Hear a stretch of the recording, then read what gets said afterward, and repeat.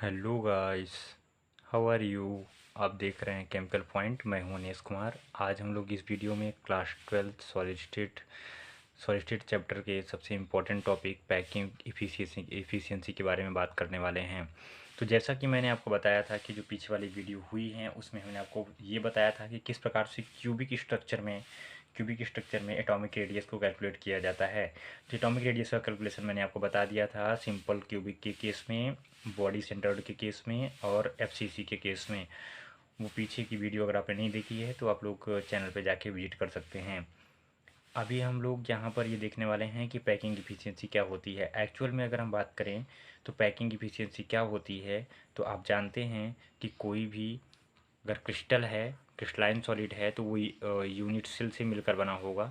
Unit cell आप समझते हैं जो कि बार बार रिपीट करके पूरे क्रिस्टल का निर्माण करते हैं। यहाँ पर अगर हम देखें कि अगर एक क्यूबिक यूनिट सेल है वो, तो यही बार बार रिपीट होकर के होल क्रिस्टल का निर्माण करेगी, होल क्रिस्टल का निर्माण करेगी। तो यहाँ पर हम ये देखेंगे कि ये जो एक यूनिट सेल है, इस यूनिट सेल में जो नंबर ऑफ पार्टिकल प्रेजेंट हैं वो कितना स्पेस ऑक्युपाई करते हैं। यानी कि अगर हम बात करें कि अगर आपको एक बॉक्स दे दिया जाए, उस बॉक्स में बोला जाए कि आप गोलाकार बॉल को भरिए, तो आप किस प्रकार से भरेंगे। तो यहाँ पर अगर हम देखें तो ये मान लेते हैं कि आपका एक फेस है, ये आपका बॉक्स है। इस बॉक्स के अंदर आप क्या रखने वाले हो, आप रखने वाले हो बॉल, बॉल रखने वाले हो। तो देखिए बॉल आप किस प्रकार से रखोगे, आप यहाँ पर एक बॉल रखोगे, दूसरी बॉल यहाँ पे रखोगे, तीसरी बॉल उसके साइड में रखोगे, चौथी बॉल उसके साइड में रखोगे। जितनी भी बॉल उसमें आ सकती हैं आप उसमें रखोगे। यहाँ पर आप देखेंगे दूसरी बॉल उससे सटा करके रखेंगे इस प्रकार से, तीसरी बॉल इस प्रकार से सटा कर रखेंगे और चौथी बॉल इस प्रकार से सटा करके रखेंगे। यानी कि हम इसको एकदम क्लोज बनाएंगे। तो आप देख सकते हैं कि बॉल को रखने से पूरा का पूरा एरिया वो ऑक्युपाई नहीं हो रहा है। यहाँ पर अगर हम देखें चार बॉल के बीच में ये कुछ खाली स्थान बच जा रहा है। तो ये जो खाली स्थान बच रहा है इसको हम लोग एम्प्टी स्पेस बोलते हैं। क्या बोलते हैं? एम्प्टी स्पेस बोलते हैं। तो ये एम्प्टी स्पेस और जो इनके द्वारा इन बॉल के द्वारा घेरा गया आयतन है, ये देखिए जितना ये घेरेंगे स्थान को वही कहलाएगा क्या? Packing efficiency. यानी कि किसी भी यूनिट सेल में अवयवी कणों के द्वारा घेरा गया स्थान पैकिंग इफ़िशियंसी कहलाता है। यहाँ पर अगर हम देखें पैकिंग इफ़िशियंसी क्या है, तो फिर से देखिए यहाँ बताते हैं हम आपको। पैकिंग इफिशिएंसी की क्यूबिक यूनिट सेल के अंदर सबसे पहले हम देखेंगे, वो भी सिंपल क्यूबिक यूनिट सेल के अंदर देखेंगे। तो क्यूबिक यूनिट सेल के अंदर अगर हम देखें तो पैकिंग इफिशिएंसी का फार्मूला क्या होता है, वो होता है volume occupied by atom, volume of unit cell into 100। यानी कि वॉल्यूम ऑक्युपाइड बाय एटम, जितने भी कॉन्स्टिट्यूएंट पार्टिकल प्रेजेंट हैं उनके द्वारा घेरा गया स्थान डिवाइडेड बाय यूनिट सेल का आयतन इंटू 100। अगर हम ये फार्मूला अप्लाई करेंगे तो हमको पैकिंग इफ़िशियंसी जो है पता चल जाएगी कि पैकिंग इफ़िशियंसी क्या होती है। यहाँ पर अगर हम देखें तो ये होगा Z into volume of atom divide by volume of unit cell into 100। Volume of atom क्या होता है? वैल्यूम ऑफ एटम होता है 4/3 पाई आर क्यूब। और यहाँ पर अब देखिए जेड क्या है, तो नंबर ऑफ एटम। तो ये फार्मूला आपको याद रखना है, Z into volume of atom divided by a cube into 100। यही होता है पैकिंग इफिशियंसी का फार्मूला।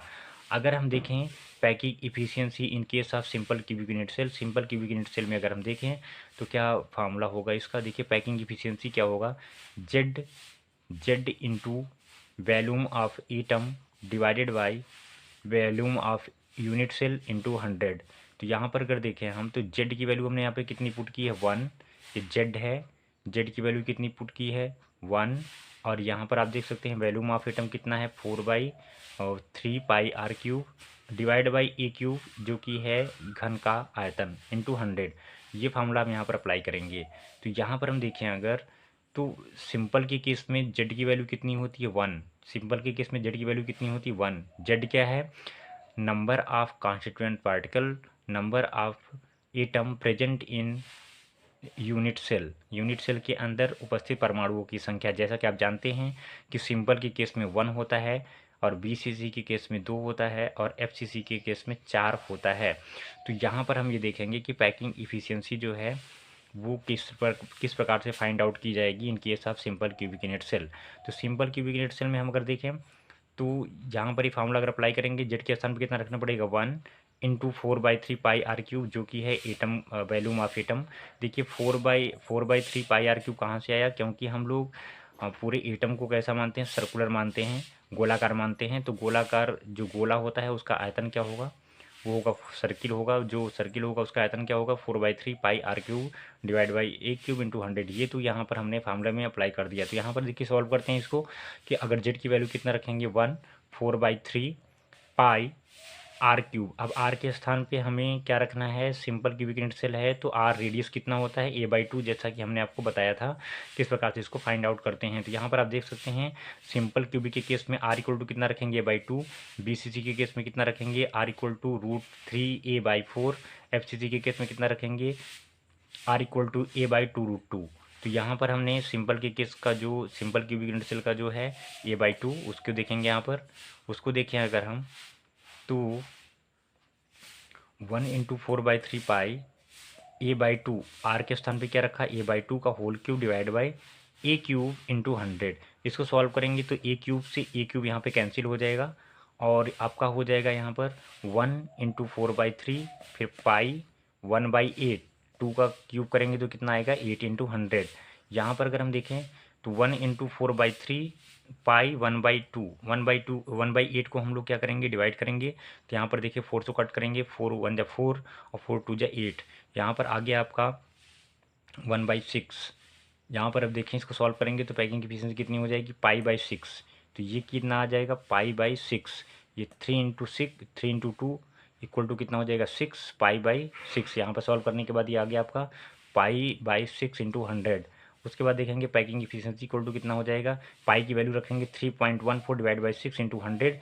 तो अगर इसको हम पूरा सॉल्व करेंगे तो ये आएगा आपका पैकिंग इफिशिएंसी इक्वल टू हो जाएगा 52.3, इस 4 के समथिंग आता है। तो एम्प्टी स्पेस अगर हम देखें कितना हो जाएगा, खाली स्थान, जितना घेरा गया स्थान है पैकिंग इफिशिएंसी है उसमें से हम 100 में से हम इसको माइनस कर देंगे तो हमारा क्या आ जाएगा, एम्प्टी स्पेस, खाली स्थान आ जाएगा।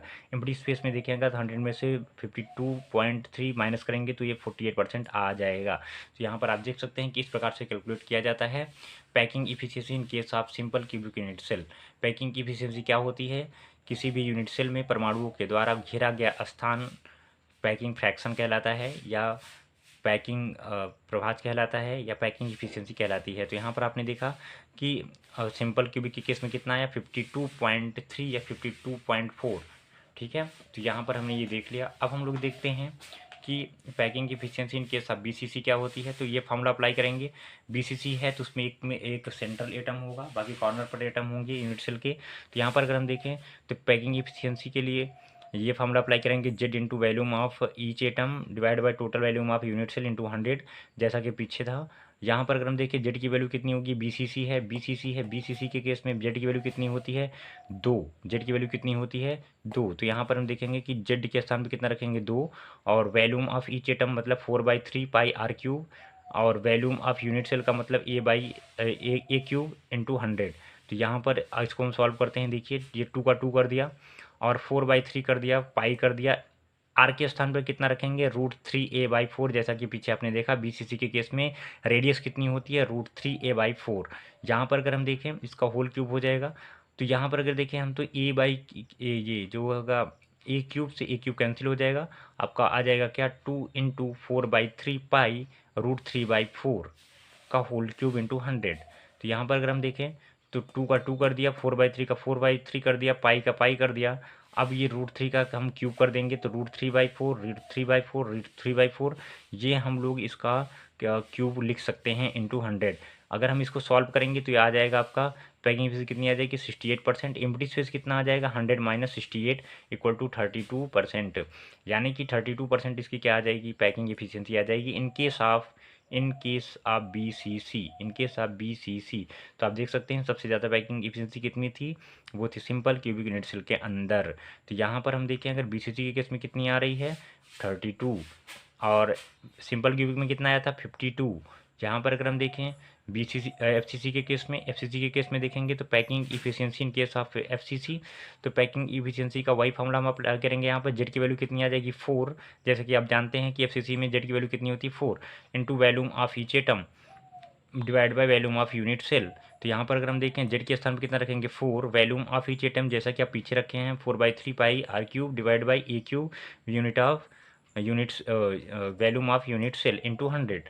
तो यहाँ पर इसको सॉल्व करेंगे हम तो क्या हो जाएगा, देखिए 4/3 पाई आर के स्थान पे रखेंगे a/2√2 का होल क्यूब करेंगे। यहाँ पर ए क्यूब से ए क्यूब कैंसिल हो जाएगा, 1/2√2 बचेगा यहाँ पर 1/2√2। इसको हम लोग सॉल्व करेंगे तो ये आ जाएगा 74%। तो यहाँ पर अगर देखें तो एम्प्टी स्पेस कितना हो जाएगा, 100 में से 74 को माइनस कर देंगे, आ जाएगा 26%। यानी कि सबसे कम जो एम्प्टी स्पेस है वो है 26% इन केस ऑफ एफसीसी। तो आप समझ गए होंगे कि आपको फार्मूला कौन सा अप्लाई करना है तीनों को निकालने के लिए। तीनों को निकालने के लिए आपको फार्मूला अप्लाई करना है कि Z into volume of atom divide by volume of unit cell into 100। ठीक है, volume of atom equal to 4/3 pi r cube और Z equal to number of atom present in each unit cell. तो यहाँ पर आपने देख लिया कि किस प्रकार से इसको फाइंड आउट किया जाता है। तो आज हमने ये सीखा कि पैकिंग इफिशियंसी क्या होती है, जो कि हम रेडियस की सहायता से निकालते हैं। तो नेक्स्ट वीडियो में हम लोग इसके नेक्स्ट कैलकुलेशन के बारे में बात करेंगे। तब तक के लिए थैंक यू, टेक केयर।